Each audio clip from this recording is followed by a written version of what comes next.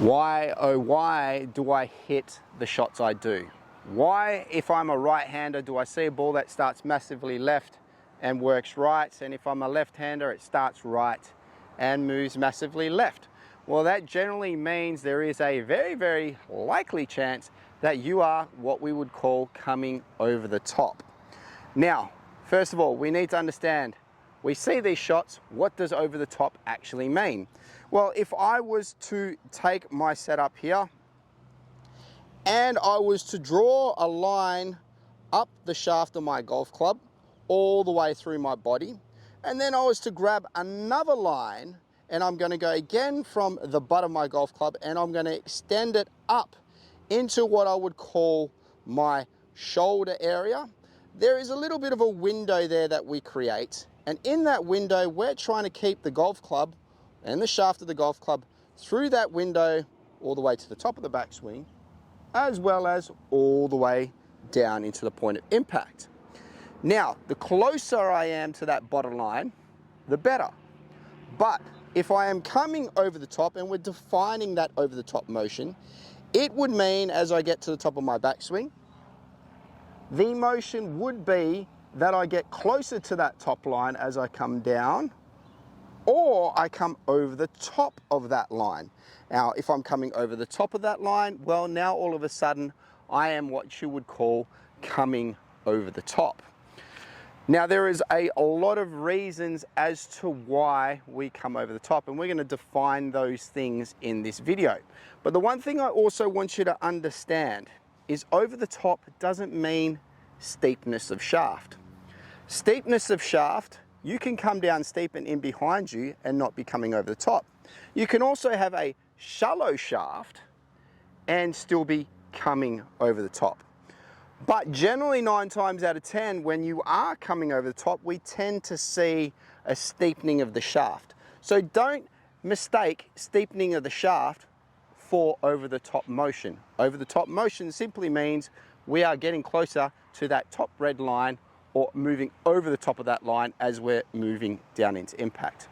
So now that we know what over the top means and how we define over the top, we now need to understand what are the causes. Yep, because you can go away and you can work on coming over the top and you can do loads and loads of drills practicing trying to get that club to shallow and come from the inside. But if you don't actually fix what I would call the cause of that effect, well, 2 weeks later, guess what? You're going to be exactly back where you were before. So we're going to look at 4 reasons. 1 in your setup, 2 in your takeaway, and 1 in transition that can cause you to come over the top. Now, number 1, let's talk about the 1 in setup. If I was to take my setup and I was to have what I would call a strong right side, which generally means I'm getting slightly open with the shoulders, I'm getting that right hand too much on top of the club, what it will actually start to cause is it causes the lead side shoulder to be lower than the trail side shoulder, if not slightly level. Now, if we're in this position, what it can cause is what we would call a little bit of a reverse tilt at the top of the backswing. We don't get effective turn, and because we get into this motion here, we generally see that motion of coming over the top. So it's very, very important to make sure that you make sure that your setup is in the right place. And I've got loads of videos about that. So see the links below or see the top of the screen or see something coming up. So just make sure that when you do take your setup, that your trail side shoulder is always slightly lower. You want to feel like you're pushing your lead side hip towards a target, and it gives you a very, very good spine angle. If we get ourselves into this position, well, you're going to give yourself a really, really good chance of making a good turn to the top of your backswing, which then will result in better motions moving down into impact. So number 1, make sure your setup's in the right place. Now, before we actually keep going on with this video, make sure you like, subscribe, share it. Make sure you leave a comment down below and let me know if there's anything else that you want to know about the game of golf that I can help you by doing instructional videos. Number 2, the dreaded sway.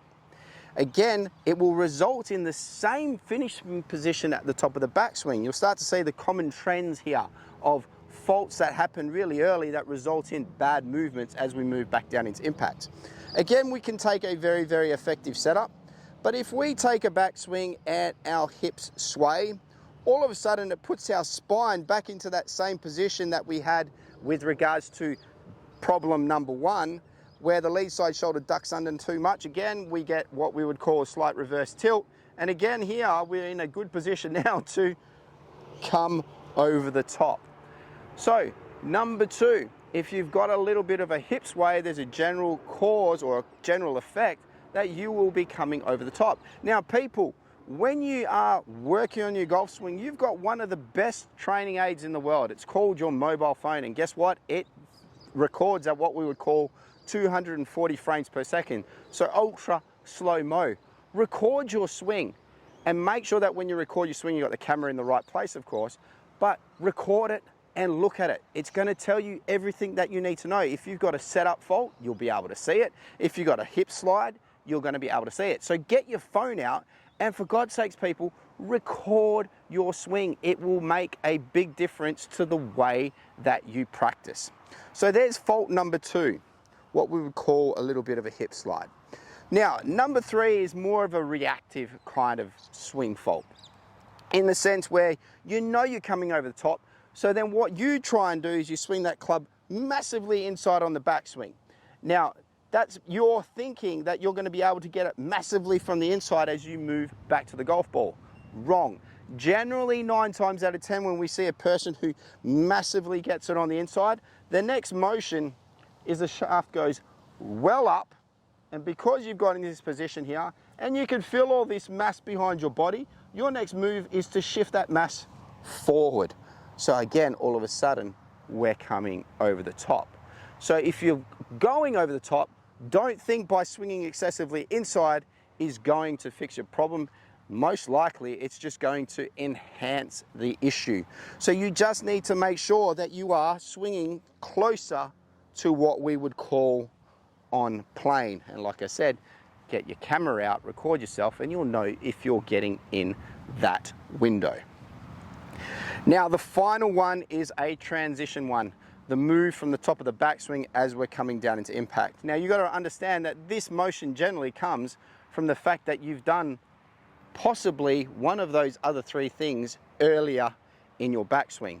So if you've got that fault in the earlier stages, generally we start to see this transitional fault. And what that transitional fault is when you get to the top of the backswing, you're trying really hard to get back at the golf ball, you're trying to get down on it, and you're trying to hit it nice and hard. And in you doing that, you lead with your left side shoulder, or you push with your right hip. Anything where you're pushing from your right side, or you're really trying to get at it really hard, and all of a sudden the lead side shoulder moves first as you're coming down into transition, and again, you are coming over the top.